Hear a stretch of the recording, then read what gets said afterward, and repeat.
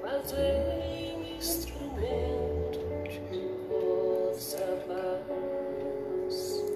Onde houver ódio, que eu leve o amor.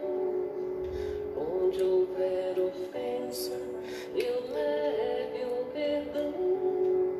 Onde houver discórdia, que eu... Uma boa noite a todos vocês que já estão chegando para os nossos estudos.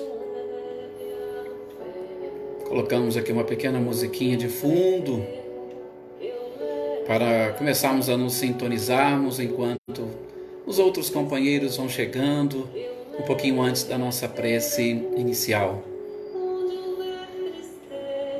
Essa oração de São Francisco, uma oração lindíssima, onde a gente pode com muita tranquilidade dizer que ele estava realmente em sintonia, harmonizado com o plano maior, e com certeza ele proferiu palavras que vinham do fundo da sua própria alma. Que bom! E a gente sabe, o quanto a música, as notas musicais, elas proporcionam em nós uma sensação de bem-estar, acalma não somente a nossa alma, mas acima de tudo o nosso próprio corpo. Com certeza as nossas células, diante de algumas notas musicais, principalmente dentro de uma harmonia como essa, ou notas musicais, acompanhadas de uma oração, acompanhadas de palavras como estas fantásticas que Francisco de Assis nos proporciona, realmente faz um bem muito grande. Bom, boa noite a todos vocês que estão chegando aqui, o Donizete, que já deixou seu boa noite, a Magda também, a Sônia, Custódio, e o Vitor está aqui, o Vitor e a Sônia lá de Itamugi também estão participando conosco hoje, e mais aqueles que não estão enviando as suas mensagens, mas a gente sabe que estão aí, presente. Agora eu vou abaixar aqui o volume para nós fazermos a nossa oração. Boa noite, Edna, também. Eu convido todos vocês agora, nesse instante, a, se possível, fechar um pouquinho os olhos, respirar profundamente e expirar tranquilamente. A respiração faz um bem enorme para nós. Quando nós estamos e conseguimos respirar adequadamente, levando o oxigênio principalmente para o nosso cérebro e para todas as demais células, a gente consegue também, é como se fosse uma oração, a levar paz e tranquilidade a todos os nossos órgãos. E quando a gente está neste equilíbrio físico mais perfeito possível, mais fácil também fica de nós entrarmos em equilíbrio e em harmonia com a espiritualidade superior. É o que nós pedimos nesses instantes. Que estejamos todos ligados e vinculados a essa espiritualidade, para que os ensinamentos, para que as informações que serão trazidas nessa noite possam calar fundo na nossa alma, aliando com os conhecimentos e informações que cada um de nós já possuímos, nos auxilie a fortalecer a nossa própria fé, que eu tenho certeza que é o que mais precisamos neste momento. Mestre amado e querido Jesus, permita-nos, pois, nesse encontro, mais uma vez, revelarmos a sua grandeza, a grandeza dos seus ensinamentos, para que desenvolvamos a certeza de que Tu és realmente o caminho, a verdade e a vida. E sabemos como tu és a porta para chegarmos até Deus, Kardec representa justamente a chave para abrirmos essa porta, desvendarmos esses segredos ou estes mistérios, se assim podemos dizer. E que esta oportunidade que a Aliança Municipal Espírita de São Sebastião do Paraíso nos proporciona, que nos sirva para abrir esta porta e caminharmos a passos mais largos rumo ao nosso crescimento, à nossa evolução, à nossa própria felicidade. É o que desejamos e que assim seja. Então, mais uma vez, uma boa noite. Nosso querido companheiro Claudio Honor, lá de Guaxupé também aqui conosco, a Vânia. Que bom tê-los aqui participando conosco destes estudos. E a gente está, como todos vocês já sabem, já ouviram os outros vídeos, a gente não vai falar mais uma vez ou repetir essa proposta. Vamos já iniciar os nossos estudos sobre este livro, O Céu e o Inferno. O Céu e o Inferno, como nós vimos, como obra básica, tá? Porque lembram, quando nós vimos, depois do Livro dos Espíritos, Kardec escreveu instruções práticas, que depois foi incorporado ao Livro dos Médiuns. Então teve outras obras. Mas como obra básica, O Céu e o Inferno é a quarta obra da codificação kardeciana. Gente, mais uma vez, esta é uma obra de Kardec que com certeza proporcionou uma revolução, sobretudo no ensino religioso daquela época. Quantos paradigmas Kardec conseguiu quebrar, derrubar, ou pelo menos lançar uma dúvida que infelizmente, ou melhor, que naquela época a nossa sociedade absorvia. Paradigmas que podemos dizer com muita tranquilidade, até hoje muitos de nós somos levados por esses paradigmas, muitos de nós somos conduzidos por esses dogmas que foram estipulados principalmente neste período da nossa história. E que período eu me refiro? Principalmente do ano 300 depois de Cristo até o surgimento da doutrina espírita. Vários dogmas foram estabelecidos e nós ainda somos conduzidos por estes dogmas. Porque estão impregnados sobretudo no inconsciente coletivo e muitas das vezes no próprio inconsciente individual.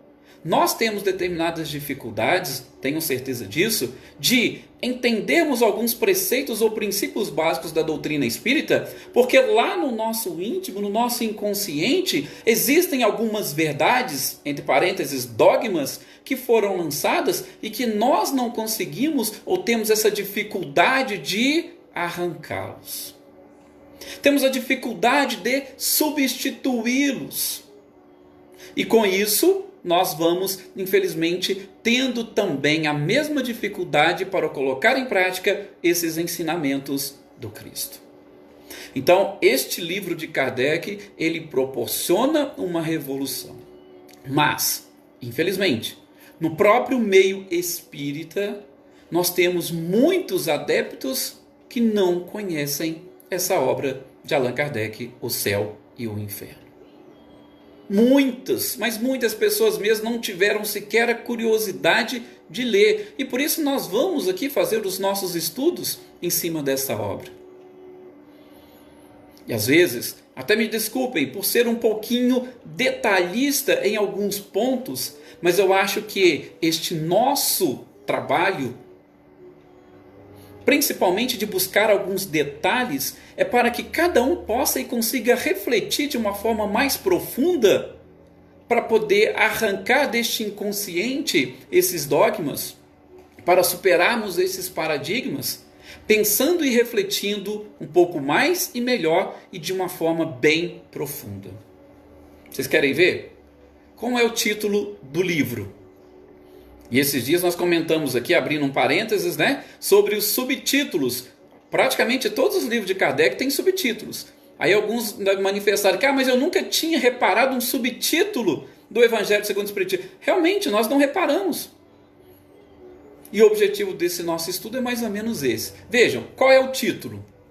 O título é O Céu e o Inferno, ou a Justiça Divina segundo o Espiritismo. Vamos parar por aí. Vamos lá, com calma. Veja, como é que o Kardec chama? O céu e o inferno.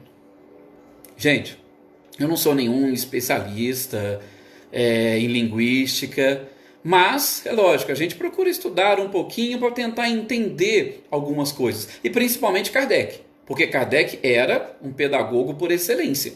A gente sabe um pouquinho, conhecemos um pouquinho dessa sua história, da sua trajetória. Mas quando Kardec define, como que ele define? Ele define acrescentando ao substantivo céu um artigo definido o. Olha que interessante. Kardec pega o substantivo e no substantivo ele acrescenta um artigo. E que tipo de artigo? Artigo definido. E qual é a função dos artigos definidos? A função dos artigos definidos é justamente restringir o substantivo, o significado do substantivo. Ele individualiza a coisa. Olha que interessante. Então ele fala o céu e o inferno. Ele está individualizando o céu e o inferno. O porquê de tudo isso? O porquê? Nós vamos ter que voltar um pouquinho na nossa própria história. Sim.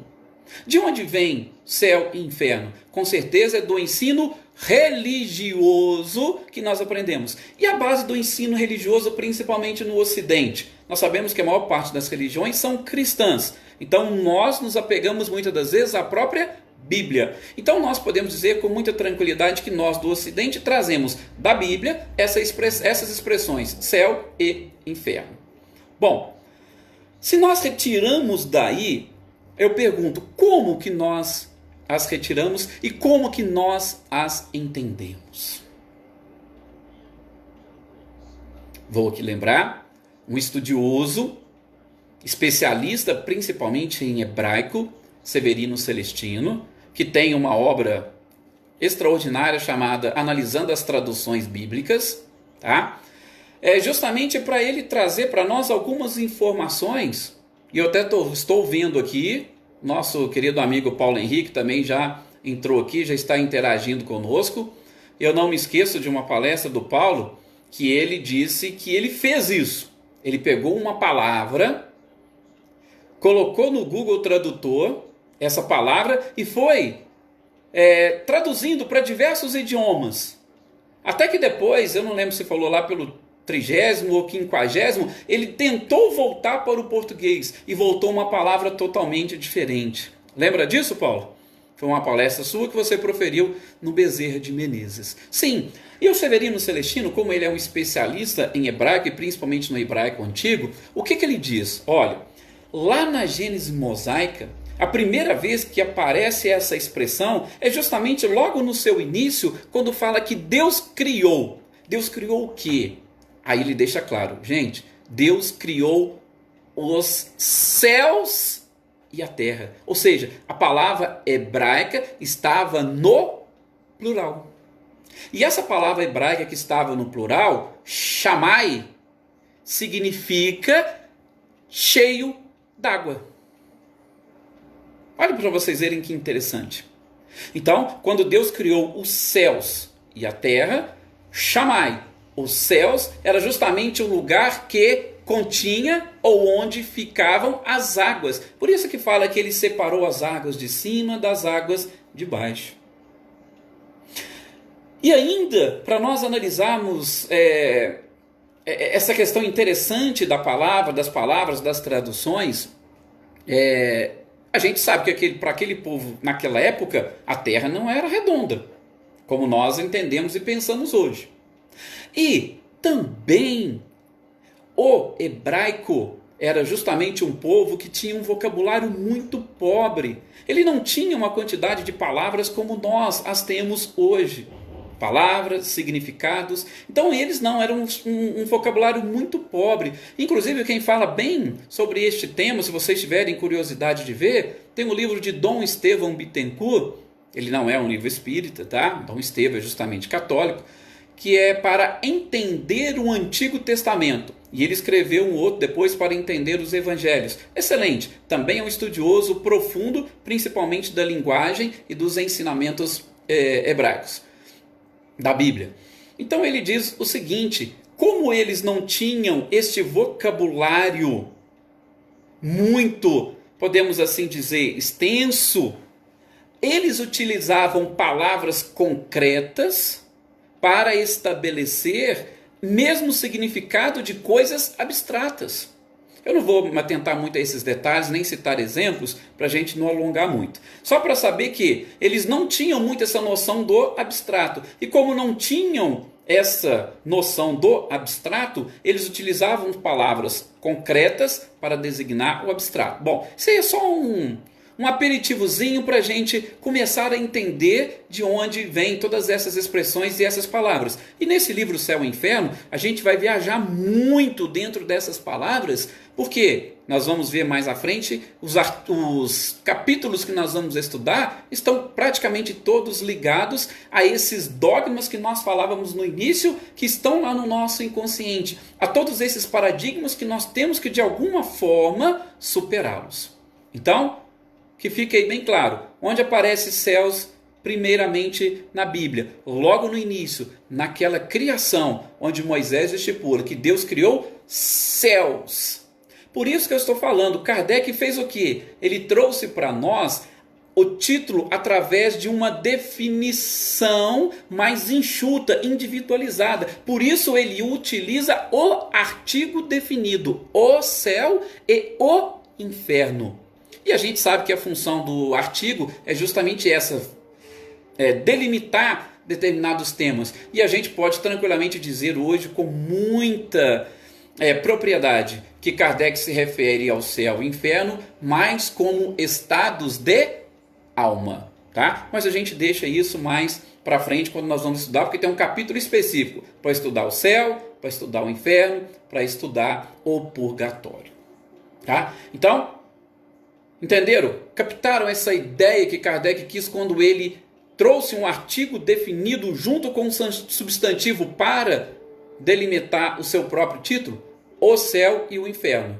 Então, quando a gente começar a pensar, ou quando a gente for falar para alguém, você vai falar assim, céu e inferno. Não, é o céu e o inferno. E aí vocês vão lembrar dessas nossas palavras, dessas nossas informações e vão entrar de cabeça, assim como Kardec com certeza fez.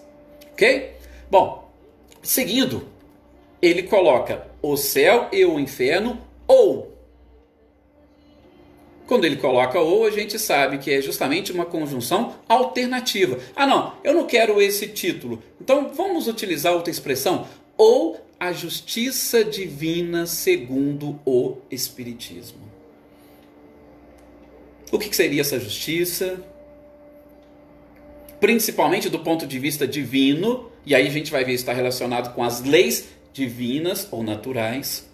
E segundo o Espiritismo, segundo justamente estes conceitos e princípios estabelecidos por Kardec, em especial lá no livro dos Espíritos.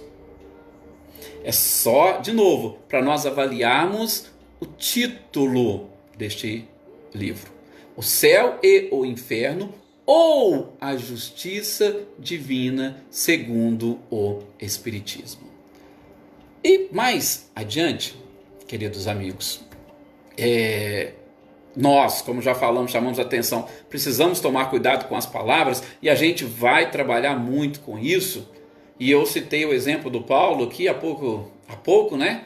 Dessa questão da tradução, porque a Bíblia, a gente sabe, em especial o Antigo Testamento, foi escrito em hebraico. O hebraico, como nós falamos, tinha essa escassez de palavras. Tá? Então, utilizavam-se algumas para representar várias coisas. Só que em um determinado momento da história do povo hebreu, Alexandre o Grande conquista grande parte daqueles territórios. E o grego passou a ser, inclusive, uma língua oficial para eles. Então, muitos desses textos foram traduzidos do hebraico para o próprio grego. E aí a gente começa aquelas confusões que eu falei, lembrando a palestra do Paulo. E só um exemplo, porque nós temos um capítulo que nós vamos estudar os anjos. Só um exemplo. Anjos, para o hebreu, tinham um significado. Quando o grego entrou, e aí a gente lembra de Sócrates, o que Sócrates dizia? Que o seu daimon estava ali lhe ajudando, lhe acompanhando. O que seria o daimon? Daimon nada mais do que um bom gênio. E depois a gente já misturou com o demônio. Misturou com o demônio por quê? Porque a gente precisava tirar de dentro de nós a origem deste mal. Porque o céu e o inferno, como nós vamos ver, eles estão relacionados com o bem e o mal. Com o justo e o injusto. Com o santo e com o ímpio. Veja como é que acaba sendo interessante quando a gente tem esta ideia e esta noção de como as palavras influenciam o nosso próprio entendimento.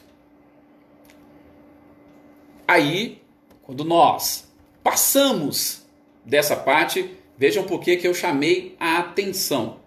Porque logo à frente nós vamos ver, e não sei se vocês estão aí, alguns de vocês, com o livro O Céu e o Inferno às mãos, vocês vão ver que Kardec traz, eu não poderia chamar isso de um subtítulo, mas ele colocou o seguinte, que o céu e o inferno, ou a justiça divina segundo o Espiritismo, contém. O que contém? Isso, gente, está aqui logo na primeira página do livro, onde Kardec estipula, vou mostrar aqui mais ou menos para vocês, como Kardec estipula o título, e aí ele coloca, contendo. Então o livro O Céu e o Inferno, ou a Justiça Divina segundo o Espiritismo, contém o quê? Vou ler aqui para vocês, peço licença para isso. Contém um exame comparado das doutrinas sobre a passagem da vida corporal à vida espiritual. Ou seja, ele vai nessa obra fazer essa comparação das doutrinas que existem e que falam dessa passagem, como é que é? Da vida corporal para a vida espiritual, quando acontece esse fenômeno chamado morte. Contendo ainda, segundo ele, sobre as penalidades e recompensas futuras. Qual que é o objetivo da religião? Religarem. E o que todas as religiões fazem, ou pelo menos falam? Que existe uma vida. Praticamente todas são espiritualistas. E essa vida, o que vai acontecer depois desta presente encarnação que nós estamos? Também, segundo ele, está aqui, contém este estudo comparado das doutrinas sobre os anjos e os demônios, onde a gente vai ver a influência principalmente dessas palavras. Sobre as penas, e aí ele mesmo coloca, etc. Seguido de numerosos exemplos acerca da situação real da alma durante e depois da morte. Isso é o que Kardec coloca, que está contido nesta obra. Se der tempo, hoje a gente vai só dividir aqui para vocês, eu vou citar ou nomear os capítulos que nós temos aqui no nosso livro, porque ele é dividido em duas partes. A primeira parte fala da doutrina, dos ensinamentos, e a segunda parte ela vai trazer os exemplos, que Kardec pega comunicações de espíritos, cada uma numa situação diferente, e vai trazer para nós, e justamente para nos mostrar como que nós vamos retornar para a vida espiritual, a depender do que fizemos e de como agimos, de como pensamos, de como crescemos ou evoluímos na vida corporal. Até aqui, tudo bem. Simples, tranquilo, por quê? Porque já está em consonância com o que nós estamos acostumados a ver. Agora, coisa que talvez também vocês não perceberam quando pegaram este livro de Kardec para ler, é que ele traz um texto bíblico do Antigo Testamento do profeta Ezequiel. Tiveram já a curiosidade de ver esse texto, esse pequeno versículo tirado do capítulo 33 do profeta Ezequiel, no seu versículo 11? Gente, eu vou repetir para vocês. Kardec teve um trabalho hercúleo na codificação da doutrina espírita. E podemos dizer com muita tranquilidade, ele não deixou passar nada.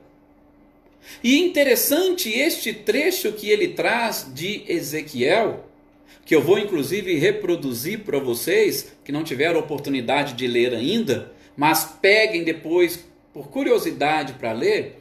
Ele diz o seguinte: por mim mesmo juro, disse o Senhor Deus, que não quero a morte do ímpio, senão que ele se converta, que deixe o mau caminho e que viva. Esse é o trechinho citado por Kardec. Está lá em Ezequiel, capítulo 33, versículo 11. Só para situá-los um pouquinho, Ezequiel foi um dos profetas que escreveu, tem um seu livro no Antigo Testamento, e ele viveu mais ou menos por volta de 550 antes de Cristo. E justamente ele viveu no meio daquele povo que estava sendo escravizado, um povo que foi inclusive parte dele exilado na época de Nabucodonosor. E Ezequiel foi um profeta que chegou, e qual era o papel dos profetas? Não se esqueça, tá? No Evangelho segundo o Espiritismo tem lá, falsos cristos e falsos profetas. Kardec traz justamente dessa época. E qual era o papel do profeta? É justamente tentar reconduzir o povo às graças de Deus. Esse era o papel do profeta. E aquele povo, imagine, em exílio.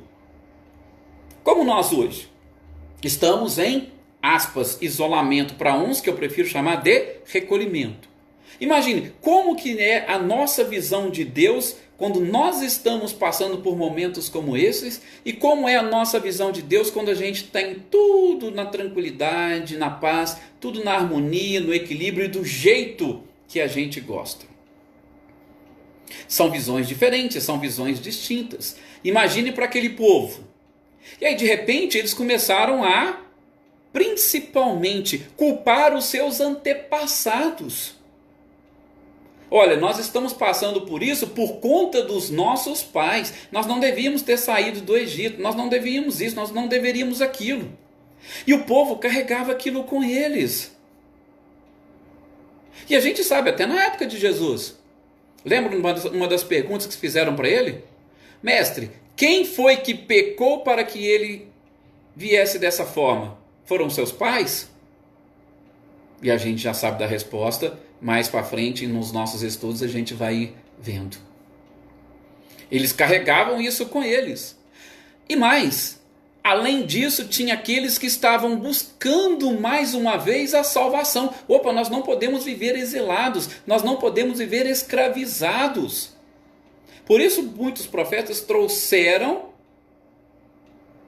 ou pelo menos a promessa de Deus, prometeram ou revelaram que viria um Messias para libertá-los. Então os profetas tinham essa função de fazer essa religação do povo com Deus. E o profeta Ezequiel veio justamente nesta época do exílio. E, a título de curiosidade para vocês se situarem, este capítulo 33, salvo engano do 33 até o capítulo 39, ele é intitulado de possibilidade de salvação, a possibilidade de salvação do povo de Israel, sobretudo a partir do versículo 10, possibilidade de salvação. E aí eu pergunto para vocês, mesmo que nós tenhamos na nossa mente ainda esta ideia de penas eternas, desde o Antigo Testamento, vocês acreditam que isso foi interpretação ou está literalmente escrito na Bíblia que existia penas eternas? esse trecho que Kardec colocou aqui na primeira página, junto com o título, subtítulo e as informações, exatamente para nos provar que desde aquela época não existia essa ideia de penas eternas. E por que nós trazemos isso? Por que nós temos dificuldade de entender isso? Por que durante todo esse período do ano 300 até a codificação kardeciana, e podemos dizer que muitos ainda pensam nisso até hoje, muitas religiões e muitos fiéis, por que ainda pensam, se esse próprio trecho que está lá na Bíblia, no Antigo Testamento, deixa muito claro que todos têm possibilidade de salvação? Então não foi por acaso que Kardec colocou isto no livro, e em especial no seu início. E a gente lembra mais uma vez Jesus. O que Jesus disse? Nenhuma ovelha do meu rebanho se perderá. Por quê? Porque isso já estava desde o início da história da humanidade. Deus não criou criatura alguma para o sofrimento e muito menos para penas eternas. Ele já tinha essas informações, repassado essas informações para o povo. Está aqui Ezequiel, profeta Ezequiel, Antigo Testamento. Por mim mesmo juro, disse o Senhor, que não quero a morte do ímpio. Quem que é o ímpio? O ímpio é justamente o pecador. Senão que ele se converta e que deixe um mau caminho e que viva. Não é a proposta do Cristo? Não é a proposta do próprio Espiritismo? Por que nós estamos ainda, então, teimando neste ponto e neste aspecto? Mas a gente vai ver com mais detalhes no decorrer da obra. Uma outra curiosidade que eu gostaria de trazer para vocês, meus queridos, que não sei se todos sabem, mas a primeira edição do livro O Céu e o Inferno foi justamente em 1865. Vocês sabiam que na primeira edição Kardec trouxe ou colocou um prefácio nesta sua obra? E que da quarta edição em diante, este prefácio foi retirado. Por isso, praticamente quase todas as traduções que nós temos no Brasil, e vou falar inclusive a tradução feita pela própria Federação Espírita Brasileira, não contém o prefácio que tinha até a terceira edição do livro Céu e Inferno. Este prefácio, se vocês quiserem, nós podemos inclusive depois fazer a leitura. E aqueles que querem pesquisar, vocês busquem também lá na Revista Espírita de setembro de 1865, Kardec traz lá, ipsis literis, o prefácio do livro O Céu e o Inferno. Então depois vocês manifestem. Se tiver interesse, a gente faz aqui uma leitura nos modos que nós estamos fazendo aqui, fazendo pequenos e breves comentários, só para vocês saberem o que seria esse prefácio. Mas o prefácio nada mais é do que o objetivo da obra que Kardec expressa, tá? Então, setembro, a revista de setembro de 1865, tem lá nas notas bibliográficas o prefácio do livro, das primeiras edições do livro O Céu e o Inferno. Repito, fica a critério de vocês, depois vocês manifestem, se quiser no próximo encontro a gente traz. Porque nós já estamos chegando ao final dos nossos estudos e eu queria passar para vocês, apenas a título de leitura e muito breve e rápida, essa divisão do céu e o inferno. Bom, a primeira parte, como nós falamos, ela vai falar da doutrina. Essa doutrina, quais são os temas que Kardec traz? Kardec traz, vou falar só os títulos do capítulo. Por quê? Porque tem alguns títulos no meio dos capítulos que são interessantes. Por exemplo, onde vocês já ouviram aquela expressão a carne é fraca? Kardec trata aqui no livro O Céu e o Inferno. A influência que a matéria exerce sobre o espírito. Tá? Então é interessante, mas ele não está aqui nesses títulos que eu vou dizer, só vou dizer os títulos dos capítulos. Veja só que interessante que nós vamos estudar na primeira parte. O porvir e o nada, o temor da morte, um capítulo específico para o céu, um específico para o inferno, um específico para o purgatório, que foi uma criação da igreja, porque não tem na Bíblia, foi uma criação da igreja, a gente vai ter que contar quando que foi essa criação. Tá? A doutrina das penas eternas, as penas futuras segundo o Espiritismo, tá? Onde tem um código penal da vida futura, que é fantástico. Vamos falar sobre os anjos, sobre os demônios, a intervenção dos demônios nas modernas manifestações e a proibição de evocar os mortos, que é um trechinho que Moisés, que muitos utilizam para atacar o espiritismo, porque foi uma proibição mosaica. E todos vocês já sabem, mas a gente vai também estudar aqui nessa obra. A segunda parte, ela traz os seguintes temas. Primeiro, o passamento. Essa questão do passamento, ela é interessante porque esse período entre o nosso desencarne e o nosso despertar no plano espiritual, ele é carregado daquilo que nós chamamos de perturbações. E a gente vai perceber que mesmo os espíritos que desencarnam na condição de felizes, eles passam por essa perturbação. Nós vamos estudar nesse trecho, tá? Mas mais adiante. E aí Kardec vem trazer um capítulo dos espíritos felizes. Aí ele traz algumas comunicações de espíritos que desencarnaram dessa forma e aí trazendo e passando para nós a experiência que eles tiveram. Dos espíritos em condição mediana, dos espíritos sofredores, dos suicidas, dos criminosos arrependidos, dos espíritos endurecidos e das expiações terrestres. Esses são os temas que Kardec traz nessa segunda parte do livro O Céu e o Inferno. Bem, meus queridos, como nós dissemos, e dentro desse limite que nós estabelecemos de 30 a 40 minutos, e eu nunca consigo falar menos de 40, né? Sempre está se aproximando dos 40.